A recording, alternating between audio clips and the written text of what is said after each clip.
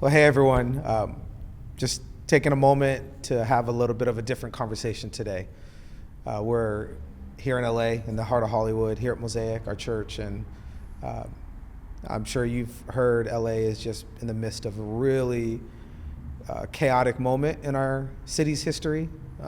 Easily one of the most devastating times is wildfires have erupted all across the city, and we wanted to hop on here and take a moment and just give an update, just talk about ways to help, because that's a huge thing that we've gotten already with a lot of people sending text, DMs, messages, asking, hey, one, we're praying for you, but then two, how can we help?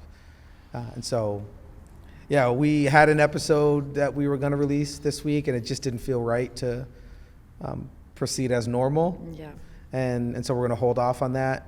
And then we just wanted to take a few minutes and just talk to you from our hearts, and because it's been a really, really heavy time in LA, and we know there's so many of you around the world that connect to this podcast, and are really thankful for the conversations we've had together, and we feel like this is the most important conversation to be had right now.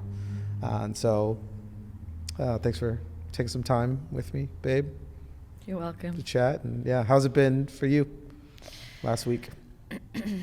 I mean, it feels like a bit of a whirlwind. It feels like we're in a different space and time. Days are merging into days, and I'm sure I can't even really imagine the people who are really personally affected by these fires.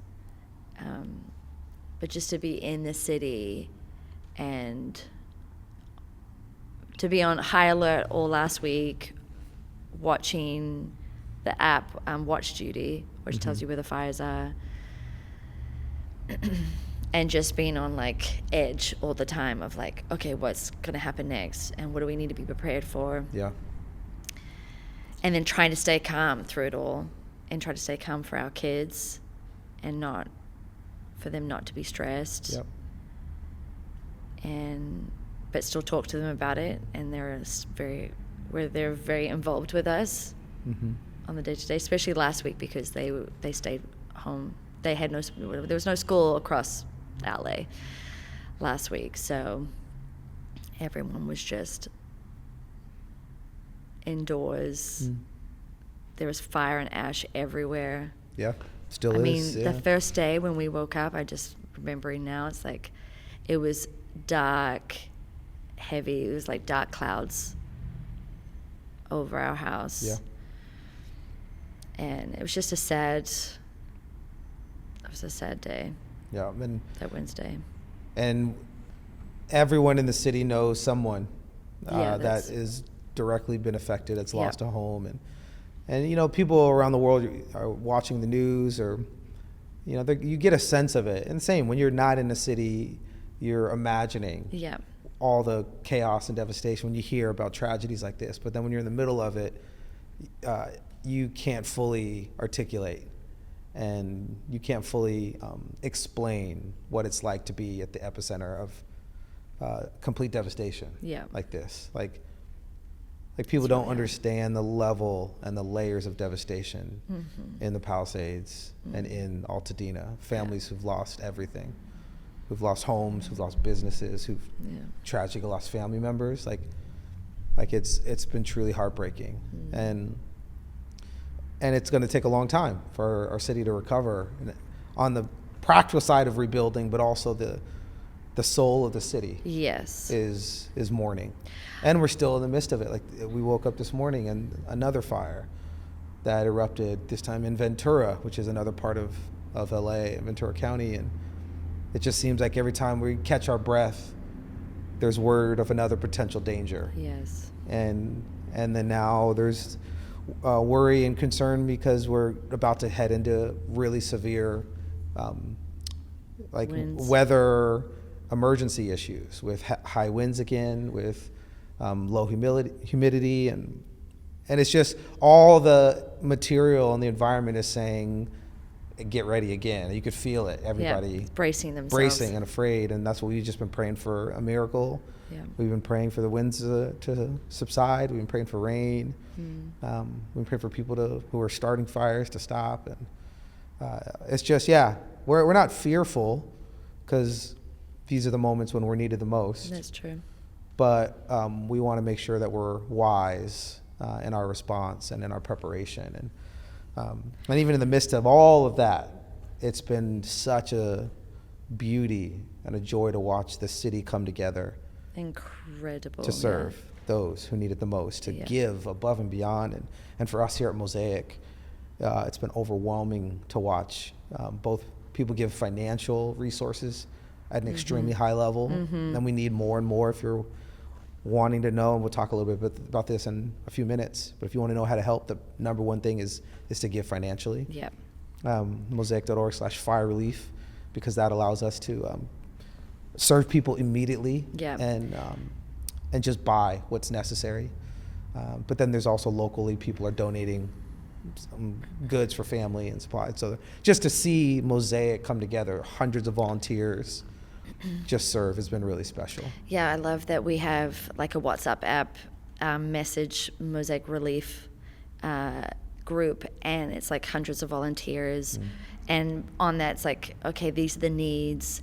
And it's so interesting because the needs are so specific to each family. Yeah. We hear of a family in need, and then we throw out the message like, okay, like a family of one of our friends' aunt and uncle lost their home in Altadena, and they have 2 kids.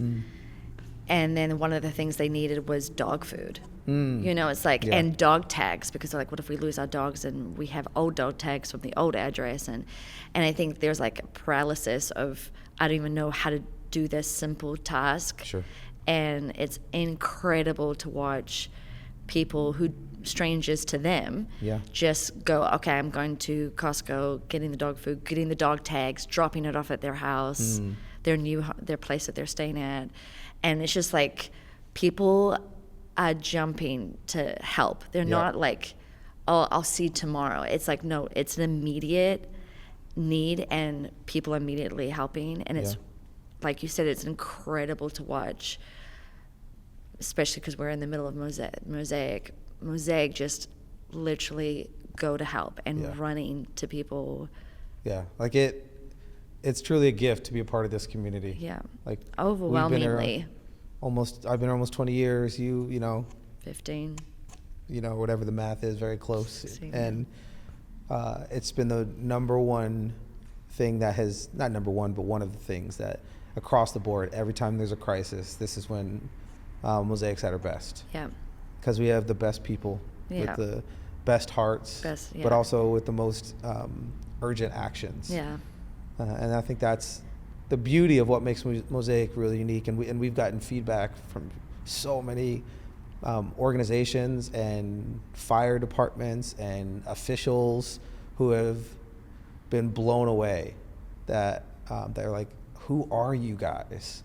Like, why? It seems like there's like an army, a literal army of people just ready to go, and in every arena. Yeah. You know, medical, social, hands-on, right? It's like, and they're like, how you guys just bring an army of people that do things at the highest of excellence and with the most incredible level of kindness and compassion. And they're just blown away that, like where do you guys come from? You know, and that's the beauty when we get to say, oh, we come from a place called Mosaic. That's a church that's committed to live by faith, to be known by love, and to be a voice of hope. And it's not just a mission statement we say, but it's a lifestyle that we live. Yes. We were born for this. Yeah. I feel like everything that we do on Sundays is to like build a faith inside of us and a level of service. Like this is what we were born to do, is to serve others.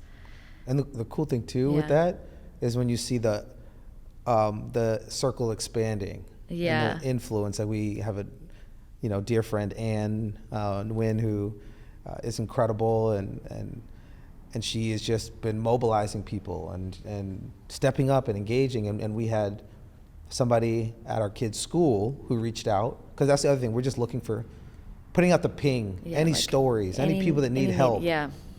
here we are, send us. And Yeah. so we get word of somebody connected to a family at the school who lost their house, single mother, right, twins, and trying to figure out, what do I do now, starting from scratch. And they left their house with nothing. She said the only thing we had was the Crocs on our feet and the clothes on our back. Sure.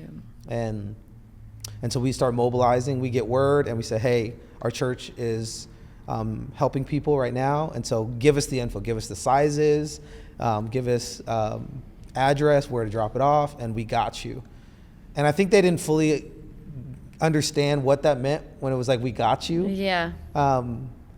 Because every time we respond, it would be like, oh no, okay, now we need to know, this person who's related, and we want to get them an outfit as well. Yeah. And then we don't want to just get one shoe, we want to get multiple shoes. Yes. And then we, what are your other needs? And it's just like, it's been elevating. And then Anne reached out to her, like, crew that she grew up with, just friends in the Bay Area. Yeah, that don't live in LA, don't go to Mosaic. A lot of them don't believe in God. And she just said, I'm doing this regardless, but if you want to be a part of it and help, you can join. And her group of friends, I don't want to say the amount, but just raised a insane amount of money to give towards this family, just to help rebuild. And I just love stories like that, where it's not just about you being in the center of it, but it's about us expanding our circles, connecting people, bringing our worlds together, because we can do far more good when we're committed together than we do on our own in isolation. Exactly. I was watching on Instagram last night about just different stories around the city, and one of them was in the Palisades, and this mom that was about to have is pregnant, and she was like, the most heartbreaking thing about not only losing your home, but losing your community. And she's like, these are the people that I was going to lean on when I had this baby. They were all going to be there for me to babysit, and this was my people. And I think that's one of the hardest things to grapple with, is that it's not really just about the house, it's the people around the house, the people in your street that you've become friends with, that are like your family, and you've lost that, because what if they don't come back to that house, and what if you can't go back to that house, and you don't live on that street anymore?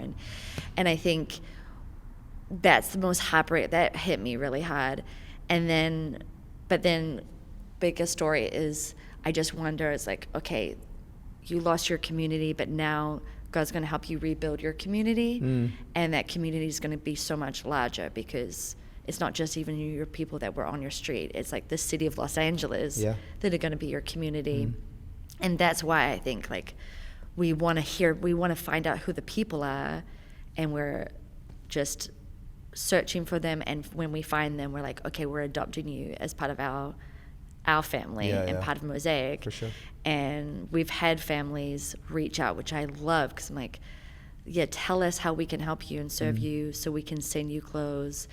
And then I love that Mosaic has so many people that are connected to different companies, and those companies are saying, okay, well, we want to help.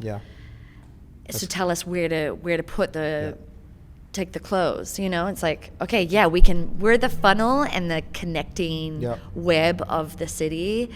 And which, that's just a great point, even just practically.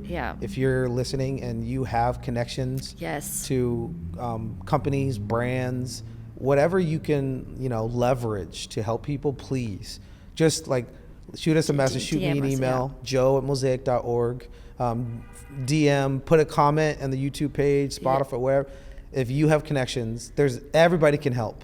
We have a friend who's an influencer and has been a part of Mosaic, got baptized here recently, and she's just how can I help? And so she was like, I have connections to brands. What would be helpful? And I said, actually, right on perfect timing, one of the needs that arose is the word, I guess, is we're trying to find, we want to have good bags to give people. Oh, that's right. Sometimes so it's not just things, grocery bag, or trash how bags. Are people going to carry things? They don't have suitcases. If anyone has suitcases, connections to suitcases. Connection to suitcases. That is big. Made me think, I just thought of somebody that could be a connection. Okay. With that. But she was done. So in the matter of 30 minutes, she reached out. I don't even know the brand, but she's like, Thursday, there's 500 really nice cotton bags, tote bags that are coming Wow. to Mosaic that we can give to people. That's amazing. So I just love, like, it's moments like that where people using their gifts, their talents, their connections to serve others. So if that's you, please reach out and let us know. And I think, like, one last thing, just it made me think of, we're good friends with Jess, who owns Squirrel in awesome restaurant in LA. In LA, and I think that she's doing all she can. Not only was her house like damaged from the winds and the fires, but she's serving people food. Like, anyone that needs food, free food, can go and just say, like, my house is gone, you know, and she's providing for people. But then the other thing is that service is going down for her too. So I'm like, if you do live in Los Angeles and you can go and buy food from these small businesses, that's one way to support the economy of Los Angeles, because people aren't going out as much, and I think that's super helpful too. Very, very true. Yep. But I've loved watching you elevate and serve people during this time. And thank you. It feels like we're too isolated, like on our phones constantly. I'm like, Joe, we literally, you're constantly organizing. You're the go-between. But also I want to say too, like, even on Sunday when you prayed for a friend of a friend who, a new friend who lost their church. Yeah, literally started their church in October. Yeah. And it was burned down in the fires. And just heartbroken. Yeah. So we prayed for him and his family. Yeah. When you prayed for them and prayed for the city, and like, you're elevating, like, you're the faith in the room because you prayed over them, but also over LA. And even the worship night we had on Sunday night was so beautiful because people really need it, and people need to know that they're not alone, and that they can. One other thing I was even thinking is, like, even at my gym, people were saying, like, I don't know where to volunteer, I don't know where to help, which is probably a good segue. They literally, like, I'm trying to figure out where to volunteer, and they don't know where to go. Yep. So if they want to volunteer, they can connect to Mosaic. Yep. Even if you don't go to Mosaic, you can just connect. And there's a mosaic.org/fire relief that you can sign up on the Google Doc. And we'll put the link in the caption for this episode, and the bio, all the places, because we're asking 4 things, 4 calls to action for everyone. 1, pray. We believe in the power of prayer, and if you do as well, we want to invite you to join us. That pray for families that are affected, but also pray that the fires would stop. That's the first thing. Second thing is give. Go to mosaic.org/fire relief. You can get all the info that we've been talking about, but give practically. Give your money, give your resources, and 100% of those gifts are going to families directly in need, and it's literally on the minute by minute, and so no amount is too small, no amount's too great, but I want to specifically say, if you're somebody who has, like, high capacity, like we had a friend who's part of Mosaic and a part of our community that gave $100,000 and said that they will match that as a matching gift. And so if you're somebody that wants to do that as well, and you're looking for a place to give at a high level, we want to encourage you to do that at Mosaic, because it can be trusted and it can be done a lot of good with that. Yes. So, and then, if you want to give locally, there's a list on that page, mosaic.org/fire relief, that has an updated, ongoing, immediate needs list. So people are dropping off goods and supplies here at Mosaic every day from like 9 a.m. to 2 p.m. So you can bring that if you want to give that way. And then also if you want to volunteer. There's teams across the city, hundreds of volunteers that we've been mobilizing. And so even if you want to join those teams, you can sign up and be in the know on all that. We just wanted to take a moment and just give you an update of what it's been like here in LA, and next week or in the coming weeks we'll have another update, update for sure, but also we'll release an episode where a normal episode per se, but we're not in normal times right now. And so Yeah. we thought this was the most important conversation to be had. So wherever you are, we hope you're safe. Yeah. We hope you are enjoying life, and it's too fragile for us to take it for granted. So thank you for listening. Go check out all the website, hit us up, comment. Yeah. Message us. Yeah, if you need anything as well, we're here for you, not just on the podcast we release, but even connecting through the week, because we think about you often, we pray about you often, and we hope you have an incredible life, because that's why we're doing this. Yeah. All right. We love you. Take care. Love you. And we'll see you soon. Bye.